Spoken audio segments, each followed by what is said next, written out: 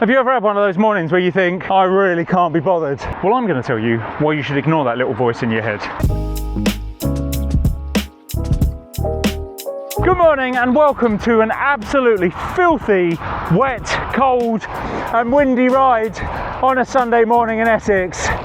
Oh man, this is absolutely miserable this morning. And I'm going to be quite honest, when my alarm went off at 6:30 this morning and I looked outside into the half light and saw that it was absolutely pouring down, I did give a second thought as to whether I should bother pushing myself out, because not only am I absolutely shattered, the reasons for which I will come on to a bit later on, but I also seem to have developed some kind of sinusitis in the left side of my nose, and I am really struggling to breathe this morning. So I'm not well, I'm tired, it's cold, wet, dark and rainy. What are we doing? Oh, and aside from that, also I've completely lost the group, and I wouldn't ordinarily mind, but two of the fellas, Rick and Bullet, are both out on gravel bikes today with big knobbly tyres, and even they've gone up the road. But let's get up the road a little bit more and try and find the lads, because I have well and truly lost them at this point. And then I'll give you a little bit more context as to why this ride has been so difficult for me today.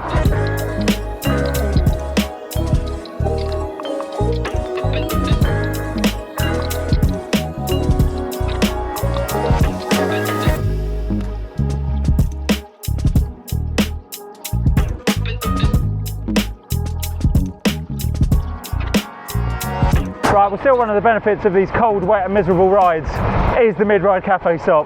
Let's get some nice warming breakfast inside us. I think I've earned it. Not that I've done much, but I've definitely earned it.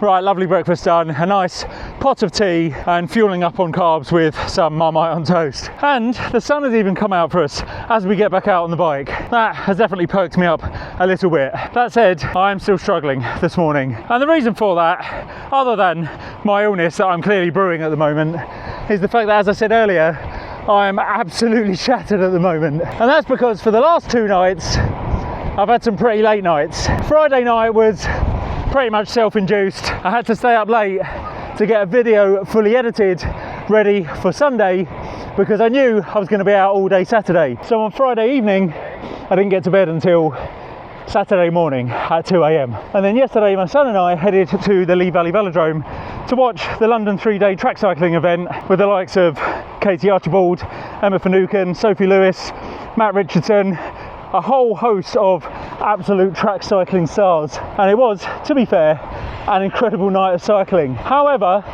that didn't get finished until 10, and so by the time we'd sort of watched everything, filtered our way out of the velodrome, it was 10:30, and so by the time we got back home it was 11:45, and then I had to get my bike ready for this morning, and yeah, I didn't end up getting to bed until about 1 a.m. So having woken up at 6:30 this morning after 2 nights of very little sleep, it's fair to say I'm feeling a little bit delicate and tender this morning. So yeah, waking up and looking out the window at the rain, the cold and the dark this morning, yeah, that wasn't the best. And of course, no sooner do I say that I'm feeling a little bit tender, we arrive at the bottom of Arkston Hill Climb.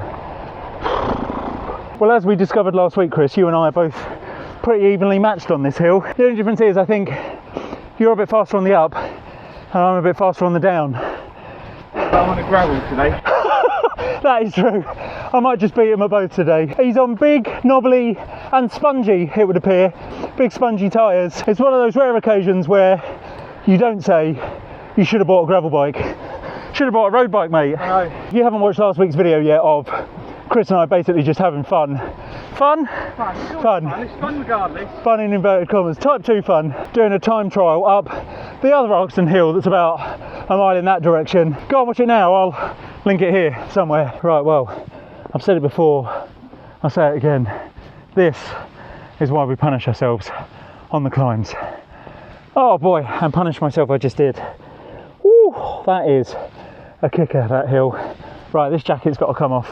I'm starting to feel like a boil in the bag now the sun's come out. Right, well, that feels much better. Hopefully now I won't be overheating and I can put some proper power down. Oh boy. So having said that, I'm feeling absolutely shattered this morning. I don't really have any room to talk because my good buddy Jimbo has probably got more reason to argue, because he's just returned from 2 weeks away in the Middle East and Seychelles, and having got back Friday midday, he crashed on Friday evening, but you were up again early Saturday morning for a workout. Saturday morning, double workout. This morning, before I came out, I had a little session as well, just to keep things ticking over. I got behind on holiday, you see, so I was catching up. Well, so I'm feeling a little bit tender this morning because I had a late night last night, and the night before was a 2 a.m. finish Saturday morning, and I'm sort of talking about, you know, sometimes you wake up and you feel like you can't be bothered. Yeah, I think if you imagine bed feels like this here, right?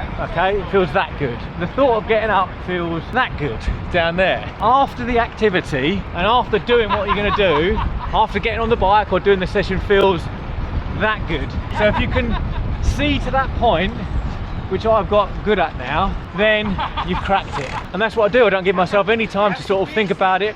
I don't negotiate, shall I, shan't I? I plan before the night before and say I'm going to get up and do that, and I do it. And it's now become, it's not motivation, it's routine. And I think they're very different. I now don't really need the motivation to do it. I don't force myself. It's something I just do and I enjoy. It's become a habit. And it is easy to sort of trot out the old tropes and the cliches of never regret a run and all miles are good miles, and the same over and over, but it's true. Imagine if we didn't get up and do this.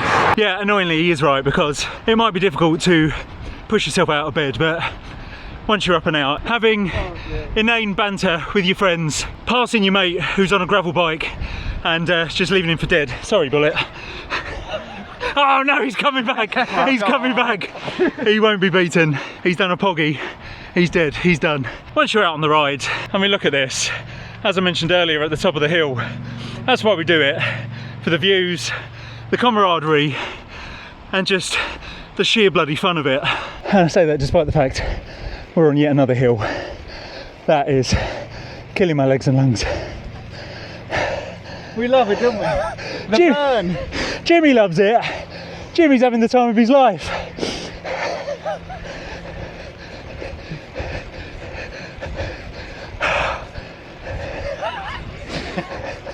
I've been away.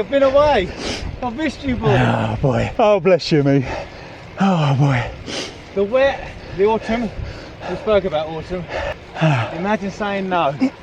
Imagine rolling over and not doing it. Yeah, imagine staying in bed nice and warm, having a cuddle with your other half. Right, well, it's suddenly got very windy, so it's a little bit difficult to film and hold on, and we're very close to home. So let's get back and have a final little chat about why you should ignore that internal voice telling you to stay in bed.